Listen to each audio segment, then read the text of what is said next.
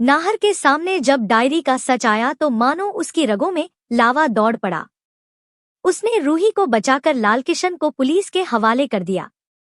हाथ में सूटकेस और आंखों में तूफान लिए नाहर घरवालों के सामने खड़ा हुआ।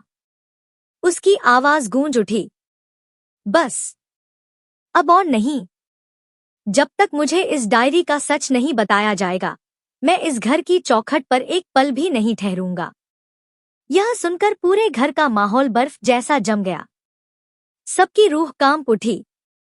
छोटी माँ घबराई, बेटा ऐसे घर छोड़कर मत जा, तू ही तो हमारा सहारा है। नाहर ने डायरी हवा में उठाकर कड़क आवाज में कहा, अगर मैं सचमुच सहारा हूं तो फिर यह सच क्यों छुपाया गया? इसमें लिखा हर शब्द मेरा अपना क्यों लगता है? ये डायरी किसकी है? दादी का दिल धड़कने लगा, होंठ बड़बड़ाने लगे।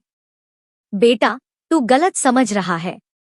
लेकिन तभी रतन साहब आगे बढ़े। उनकी आंखें डबडबाई हुई थी। भारी आवाज में बोले, अब और झूठ नहीं, सच सामने लाना ही होगा। नाहर बेचैन हो उठा। पापा साफ साफ बताइए, यह डायरी किसकी है? रतन ने गहरी सांस ली। यह रूही की है, तेरी पत्नी की। ये सुनकर नाहर की दुनिया हिल गई। डायरी उसके हाथ से फिसलकर गिर गई। चेहरा सुन्न, आंखें फटी की फटी। क्या ये सच है? उसने कांपती आवाज में पूछा।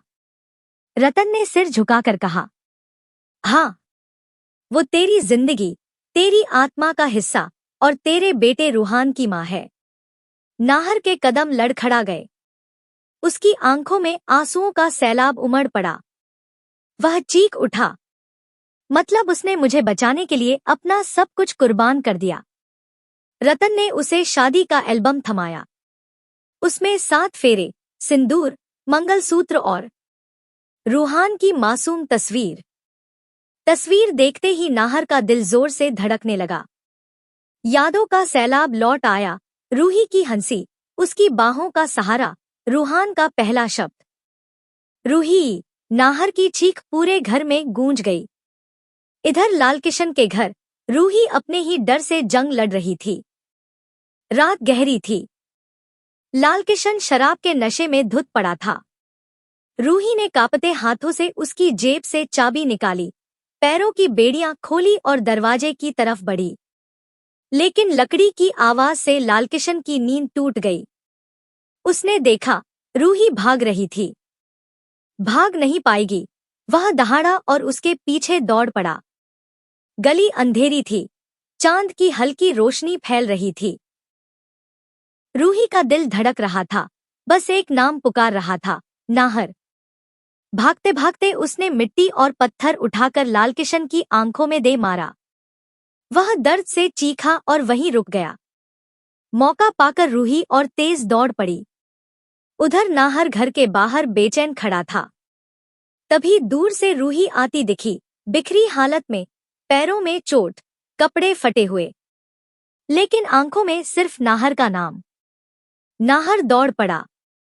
दोनों सड़क के बीच टकराए और कसकर गले लग गए। रूही हांफते हुए बोली, मुझे पता था तुम आओगे। नाहर ने उसकी आंखों में झांक कर कहा, अब चाहे पूरी दुनिया दुश्मन बन जाए, मैं तुम्हें फिर कभी खुद से दूर नहीं जाने दूंगा। दोनों की आंखों से आंसू बह रहे थे। तभी लालकिशन वहां पहुंचा, आग बूला होकर दहाड़ा, रूही मेरी है, उसे कभी नहीं जाने दूंगा। नाहर ने रूही को पीछे किया और दहाड़ा, हिम्मत है तो पास आकर दिखा,